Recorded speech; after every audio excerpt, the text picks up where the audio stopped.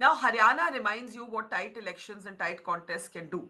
And the BJP has somewhat gone into Maharashtra more emboldened than it was right after the Lok Sabha. What do you think is working for both alliances, and what do you think are the weak spots of both alliances?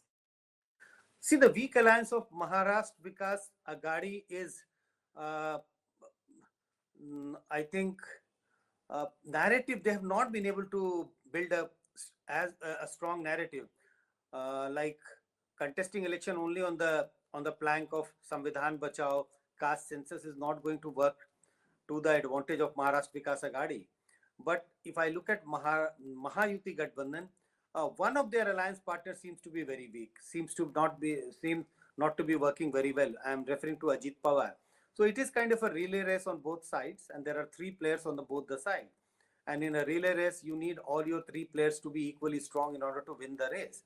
So on Maharashtra, on Mahayuti side, there is one alliance partner which seems to be weak, but on the other hand, BJP seems to be much stronger compared to any other party. If I compare all the six party, BJP seems to be very, very strong. So the disadvantage among the Mahayuti side is that you have a very weak player.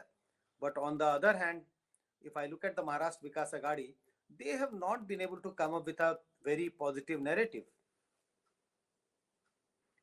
But talking about Ajit Pawar, you say that he's a weak partner for the BJP. He's also a controversial partner. Even in the Lok Sabha, a number of BJP voters said, why did we ally with him? We were accusing him of corruption. Now, in a series of statements, he's also muddied the waters about whether Sharad Pawar, who's on the other side, was in fact almost going to join the BJP, which has been a matter of constant speculation. He's also brought in and then denied Gautam Adani as a context or as an issue in this election. I don't know how much the ordinary voter will care about these issues. Maybe journalists enjoy this story much more. But Ajit Pawar has created confusion.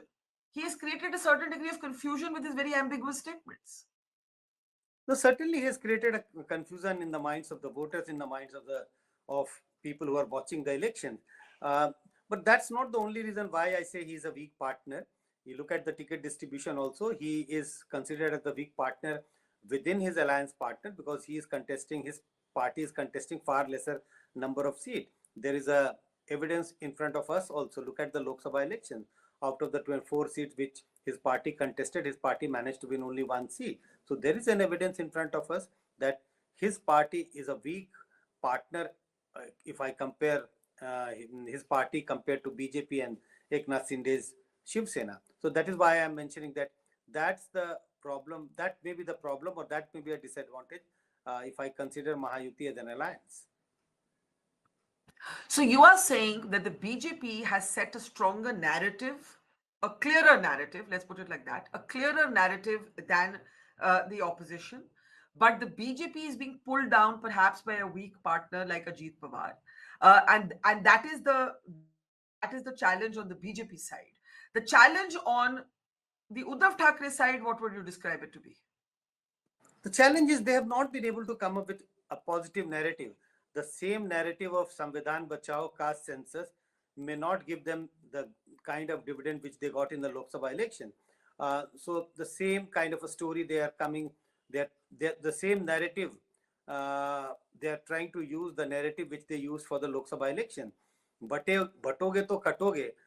You may like, you may not like, but at least it appeals. It actually connects to the people. I'm not sure whether it is connecting to the extent that it is going to give a clear victory to BJP, but at least they have come up with something new, whether you like it or you don't like it. Prime Minister Modi came up with is bar 400 par. People didn't like to the extent, and BJP didn't cross 400 seats, or NDA did not cross 400 seats, but at least you come up with something.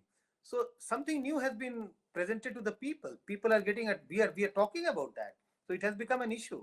There is very little talk about, very little discussion about any agenda of the Congress party or the agenda which has been put up by the Maharashtra Vikas Aghadi. Let's end with talking about the national leaders in this, the Prime Minister and Rahul Gandhi. How do you see them being factors or not factors at all? How do you see it? No, it would be too strong to say they are not no factor at all. These are big leaders of their own party. They have campaigned in the state. But I must say that my own sense is, yes, this is an election where national leaders, role of national leader is far less compared to the state leader. Prime Minister Modi is on a 6 day foreign tour. Rahul Gandhi, after Mhm. spending a lot of time in Wayanad, has now entered campaign fray in Maharashtra. These are also indications that the big national leaders of their own party are not spending too much of time in Maharashtra election. It is a local election. It is a contest of local leaders. And to conclude, how much does the result of this election matter for national politics? National politics, I think, more than national politics, uh, about the party. If BJP manages to form the government, if Mahayuti forms the government, uh, I think the entire discussion that BJP is on the decline, and the whole narrative which got built around Congress, that Congress is on the up, which get punctured a little bit. But on the contrary, BJP loses this election and Congress and the allies forms the government, then I think the narrative that Congress is gaining attraction, BJP, if not on the decline, but at least stabilized, that narrative will become much stronger. So that's why I think these elections are going to be important for the two parties, at least the two national parties.